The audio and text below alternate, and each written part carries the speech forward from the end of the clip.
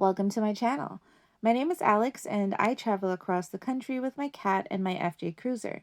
Sometimes we take the RV, other times we just bring our overlanding setup.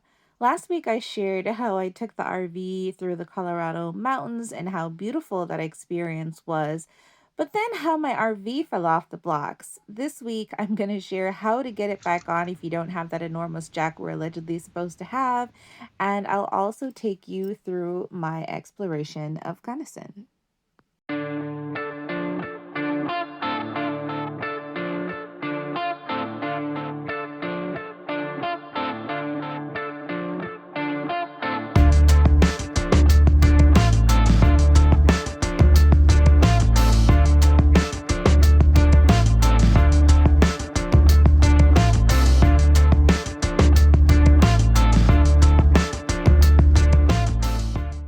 The reason it's such a big deal when your RV falls off the blocks is that the tongue jack on trailers are usually never long enough, so you do need blocks for the extra height. If it falls off the blocks, there won't be any damage to your RV as far as I know, but you'll have a hard time recoupling them because the RV is now way too low for the truck to get back on. So if it happens, the very first thing you should do is back the truck up as close to the RV as you possibly can without touching it because you might make matters worse. The next thing you should do is raise the tongue jack up as high as it will go. You can see it got a little stuck here because I completely maxed it out. Once you get the RV as high as it'll go, you now need to get the truck as low as it will go. Release the air out of your suspension if you have that set up, and then start stacking weight in the back, including a person if you're not traveling alone like I do. I put my water jug, solar generator, pieces of wood, whatever I could find. If it looks weird, it's because I actually filmed myself taking things out, not putting them in, but I reversed it so that you had a better idea of what to do. Then I double checked and I realized, oh my goodness, it actually worked. I think I can make it. Another thing I did not show is I dug a hole in the ground right beneath those back tires, which further helped me drop the back of the FJ as I moved towards the trailer. And as you can see, it finally worked. Once you manage to get the ball recoupled with the RV, all you have to do is raise the tongue jack and that will put the weight back on the truck. And now you can slip the blocks underneath and continue with your usual unhitching process. If you did dig the hole though, remember to refill it. So what do you do to ensure this does not happen to you in the first place? You should always chock your wheels. This isn't something that I always did before decoupling the RV from the truck. But once I put the airbags on my rear suspension, it made the decoupling of the RV and the truck a lot more violent. So chocking the wheels ensures the RV doesn't go anywhere.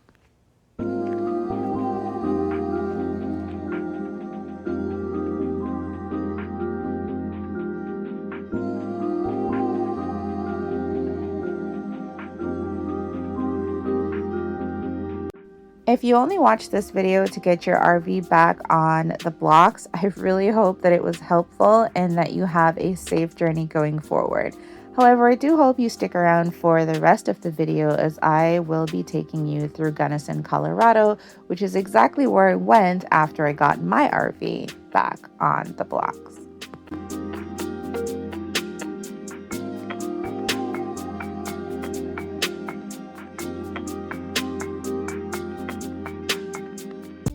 There were two things that drew me to Gunnison. The first was I had always heard about Gunnison and I had never visited.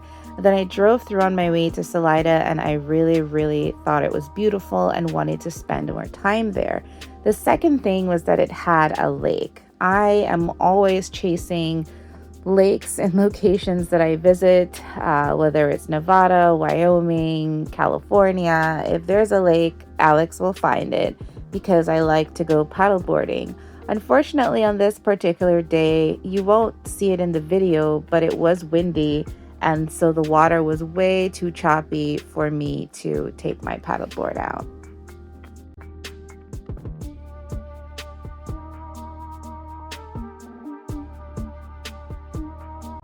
So this is the part of the video where I am going to give you some obvious off-roading advice because I am the idiot who didn't even think about this on this day, and so obviously did not take the advice I'm about to give. I was so focused on the water and getting as close to it as possible that I didn't consider the dangers of doing so.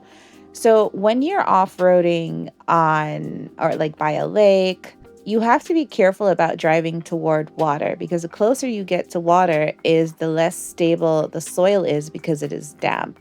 You're going to end up in mud and it's going to be slippery. I do not have all-terrain tires. I am still on the fence about whether or not I need them because I've never gotten the truck stuck, but I did start to struggle here. All I did though was put the truck in four-wheel drive. It was in two-wheel drive the entire time. And once I did that and gunned it, we were good. We made a bit of a splash in the mud, but nothing too serious. We were just fine.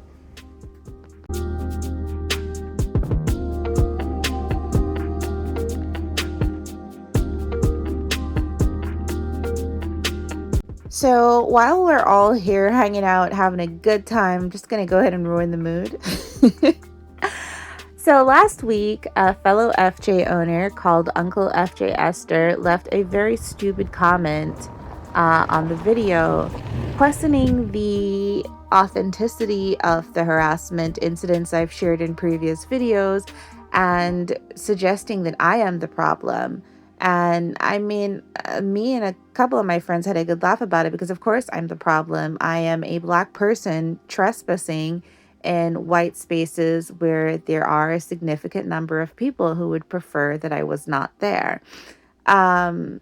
I am happy for the people who reached out to me, but I'm even more grateful for the persons who actually said something directly to this individual because, they are as loud and stupid as they are because not enough people challenge and confront their stupidity.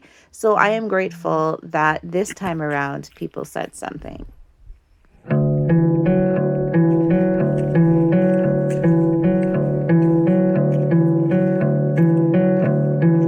So back to the last 40 seconds of this week's video. On my way back to Salida from Gunnison, I saw this hiking trail up in the mountains and decided I was just going to keep going until I ran out of water and turned back when I did. But oh my God, what a beautiful view. I have to go back. Next week, I am going to share my nightmare boondocking hunting issue where the spot didn't really exist, I don't think, and I almost didn't have anywhere to sleep for the night. So how exactly did that turn out? Well, I guess you'll have to find out next Friday. Bye.